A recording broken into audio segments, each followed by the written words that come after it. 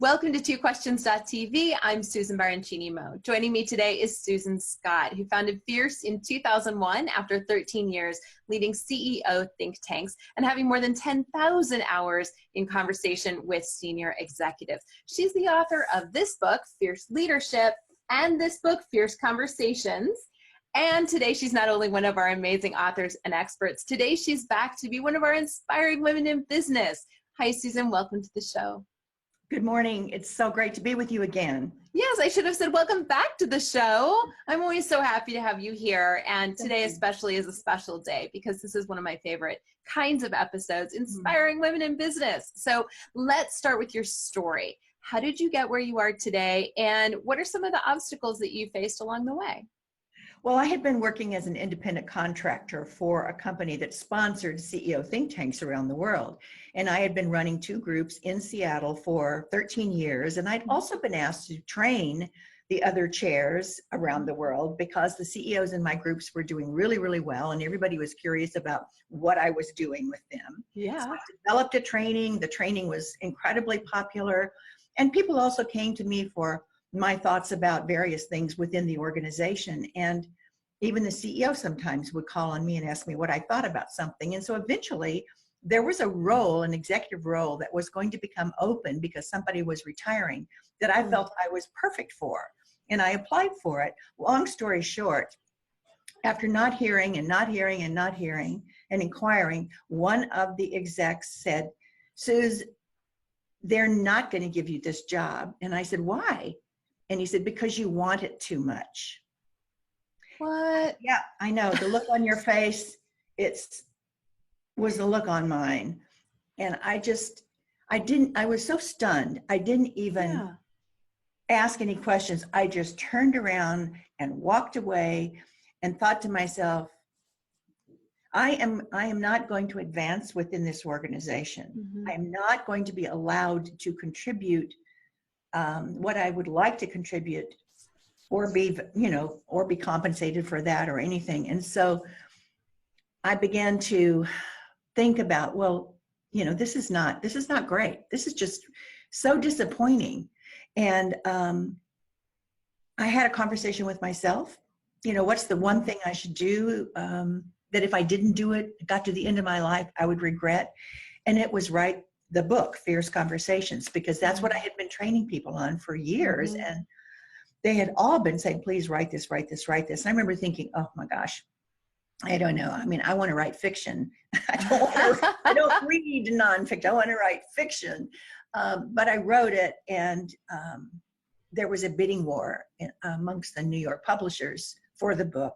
That's unusual and fantastic. I know, it was incredibly fantastic.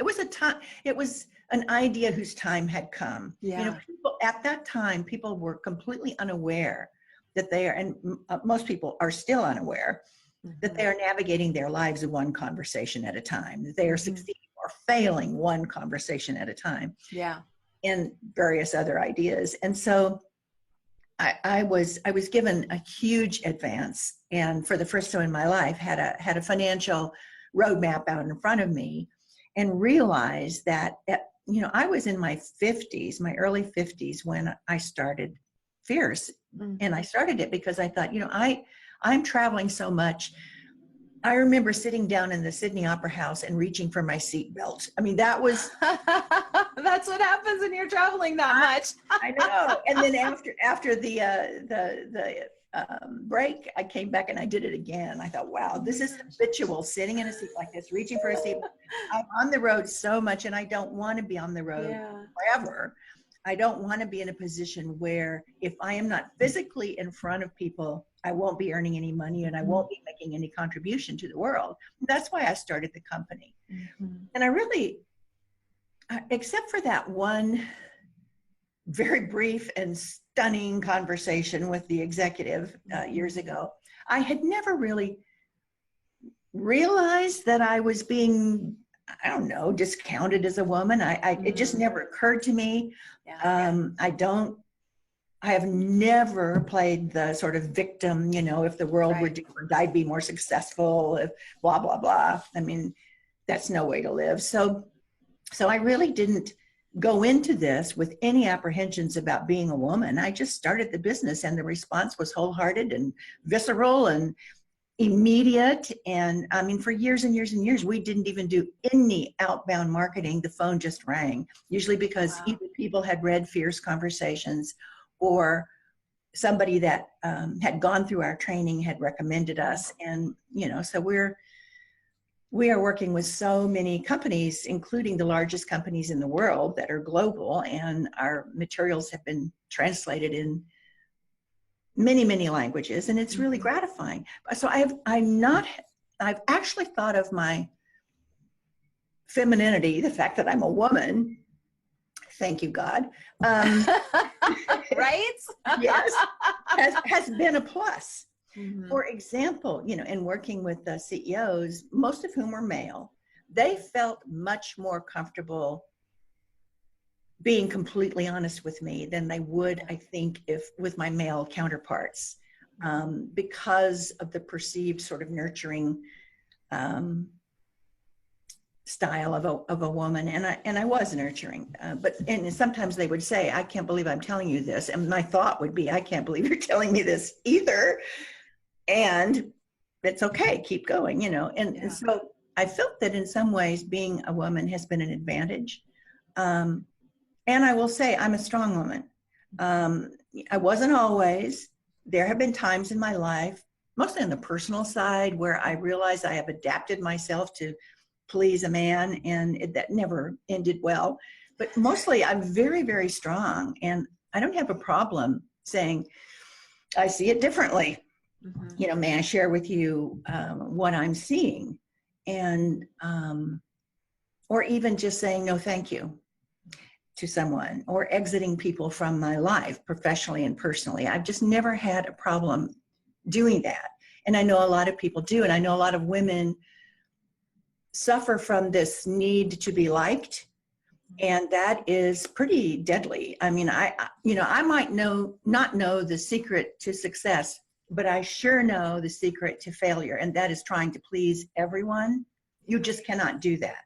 And you just have to say, all right, what do I truly believe in my head and my heart is the right thing to do?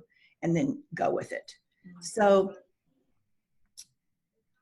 I think that probably has startled some people, that I'm so outspoken, that I will ask the question that nobody else in the room wanted to ask, right, that I will make the suggestion that nobody else in the room was ready to suggest, even though I knew that they were thinking it.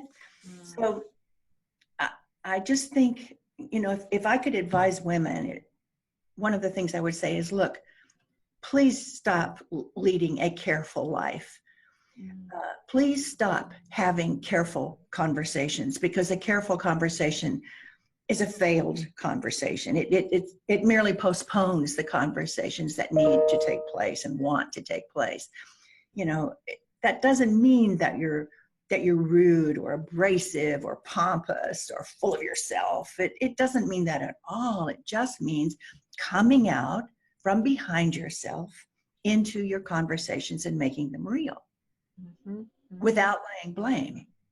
So I think where we get in trouble is when we start pointing the finger. Well, you know, I do have an opinion on this, and this is where it is because he, she, it, they, that messed up. And that's no way to be heard.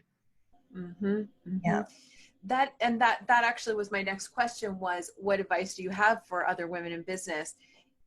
Is that the advice or just the beginning? No, that's just the beginning. So a couple of things. One is, think about the word conversation. It comes from the Latin, conversare. It means an exchange of ideas and sentiments. It starts with con in Spanish. Con means with. So it's about being with someone. And I was sitting on a train with a young couple in England years ago, and the young woman said, you know, my dad, he doesn't have conversations. He has versations. And I think that's what we do. A lot of people think the perfect conversation is one in which you will listen to what it is I have to say. And that's not an exchange. That's a monologue, you know, that's a directive. never goes well. So that would be one. Understand that it's a two-way thing. It's not that I have to sit there and never say anything. I definitely will. And there should be at least equal time listening to the other person and drawing them out and asking them to say more, tell me more, keep talking, and thanking them. And the second thing is, please understand that you don't own the truth about anything. You know, nobody owns the capital T truth about anything. There are multiple competing perspectives on every topic under the sun. And I can't tell you how many times I have been humbled and sometimes almost embarrassed because this great idea about which I had so much fervor and, you know, was really wanting to recommend, once I had listened to other people in the room, I realized my great idea was probably the worst idea. It was certainly not the best idea. So this is one of the reasons why, you know, the most important training that we give is on how to have these team meetings, these team conversations. And it's the way I did it when I ran the CEO think tanks, because a leader's job is not to be right. A leader's job is to get it right. And every single person in your organization, and including your customers, your clients, own a piece of the truth about whatever the issue is. Mm-hmm. And I'll give you a little example. In one of my CEO groups, one of the members ran the largest cemetery and funeral home in the state of Washington. And he is long deceased now and buried in the very cemetery he and I used to walk through. But he looked like Central Casting's idea of a funeral director. I mean, he dressed in these very dark, kind of musty clothes. His teeth were really bad. He was overweight. I kept waiting for a button to pop off of his shirt. His hair, I always wanted him to wash his hair. I mean, I just wanted to do a whole makeover on him. But the thing is, when I first met him, I thought, I don't know what this guy is going to add to you know, these CEO meetings, right, where they're there to advise one another on their most pressing issues, whether it was a problem to solve or a decision to make or an opportunity to evaluate or a strategy to design. And they really needed to get it right because there was a lot at stake to gain or lose, mm-hmm, based on how brilliant it was. Right. And I remember thinking, what in the world is he going to add? And I know some of the other CEOs, when he first came in, were looking at him and saying, has she gone mad? You know, turned out that his insights were truly bordering on genius. Wow. He took us way beyond where we had been thinking and where the CEO had been headed, and took us into true innovation. And it wasn't, very, very quickly, the respect for this funny looking man rose through the roof, and everybody was holding their breath when it was time for him to speak. So we have to understand that we need to get, you know, when we've got important decisions to make or problems to solve, et cetera, we need to get those diverse perspectives in the room. And we need to hear from every single person so that we can get it right for our organizations, not be right. Yeah. And so that, I think that's one of the biggest pieces of advice. Don't think, you know, I've told our executives, your title is simply an indication of your realm of responsibility. Mm-hmm. It does not signify superiority, mm-hmm, or infallibility or privilege. It just tells us what you're focused on and gives us an idea of your area of expertise, but it doesn't do anything else than that. And so get over yourself. You know, if I remember one executive was saying, well, as an executive, I shouldn't have to check in to see if I want to take some time off. And I said, well, maybe I need to relieve you of that title because you clearly do not understand what it means to be an executive, who are usually the hardest working people in the organization. And there would be one other piece of advice. Should I shift, or did you want to comment or ask? No, this is wonderful. The conversations with you, of course, as expected, are always such a high level. And so please continue. Okay. And I realize that in an interview, this isn't really a conversation. I'm just holding forth, like I say. Go for it. But the other thing is, and this is central in everything that we teach. If you want to be a great leader, if you want to be a great parent, if you want to be a great human being, but let's just focus on your business. If you want to be a great leader, you must gain the capacity to connect with the people who are important to you, your coworkers, your customers, your vendors, your whoever it is, your direct reports, at a deep level, or lower your aim. So the superficial, how are you? I'm fine. How are you? Fine. Okay, good. We've got that out of the way. It's not that there's anything wrong with that, but that is not connection.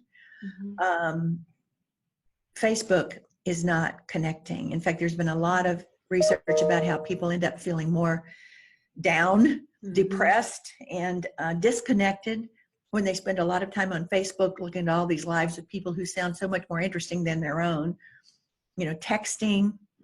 And I mean, the only way I can reach my granddaughters is via text. I'm all for all of this, but emails and texting and Facebook, and that does not create deep connection. That's very shallow. That's like water skiing, which can be fun, and you can get a tan. But if you put on a tank and go beneath the surface and really develop genuine respect for and affection for one another, that's when you become a great leader, and people will follow you. Because if you've only captured their heads with your brilliant strategy, eventually your career will stall. We have to capture people's hearts as well as their heads, and we do that with humility and with genuine interest in them as human beings, wanting to learn from them, understanding there is nobody you can't learn from. In fact, can I just share my favorite new word? Let me Please. I just came across this about a month ago, and it kind of blew me away. The word is sonder, S-O-N-D-E-R, and people can look it up if they want to, but it is the realization that each random passerby is living a life as vivid and complex as your own. Don't you love that we have a word for that? I do. Somebody made it up, and I don't remember who, but that just is stunning to me because it's so true. I mean, I could go out on the street corner here. There's a Starbucks right below us, and the toy store diagonally across the street, and a park where a lot of homeless people hang out, and 2 great restaurants. I could go out there and just corral the first 12 people who walk by and bring them in and say, tell us your story, and be blown away by who they are.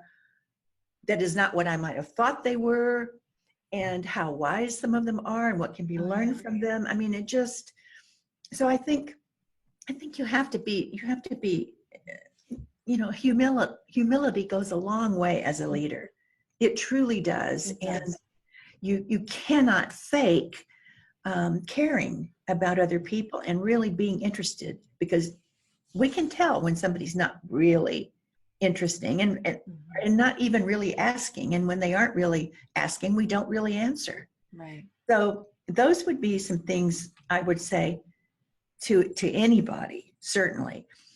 And just because you might be a woman does not mean this is automatically part of what you do. There are plenty of women who are still trying to be something other than who they really are. Which is a huge problem in and of itself. And don't understand that part of a woman's strength is in her ability to have compassion, to have love, to express those things, and therefore people will respond to her. So, it's if you're wearing some kind of a business face, take it off. That face is boring. We've seen that face everywhere. We want to see you. That's right. Yeah. Susan, it's always such a delight to have you on the show, and there's always so much wisdom that comes from it. Where can people find you? Well, the website is fierceinc.com. And so they can find out everything about us that they might want to know and what we do. I'll give you my email. It's susan@fierceinc.com. If someone wants to email me directly, feel free. I always respond. I might end up referring you to someone else depending if you have a question or something. But, you know, I'm not hiding behind my title, hiding in my office. I will be in meetings all day today and really excited to hear what people have to say. Yeah. And indeed, she does respond. I can attest to it. All right. Well, we'll have those links in the show notes for today. Thank you so much for being on the show. You're welcome. Thanks for the invitation. All right, viewers, here are the books. You want to get these. You do. Then we're going to have links down below in the show notes for today so you can get your copies, because these are really indispensable resources and a unique take on leadership and the dialogue that takes place at the leadership level. And frankly, I think Fierce Conversations is a great human book. So get your copy. It is. It's a life skill, not just a business skill. Absolutely. And I hear that from people all the time. I'm using this at home with my spouse or my children. Yes, yes. In fact, I think I told you when I first interviewed you about that book, it changed the dynamic of our dialogue. Really fantastic. So it makes me so happy. Yes, me too. And my husband too. Thank you. You're welcome. You're welcome. Have a great day. That's it for today. Thanks for watching. We'll see you next time. Okay. Bye.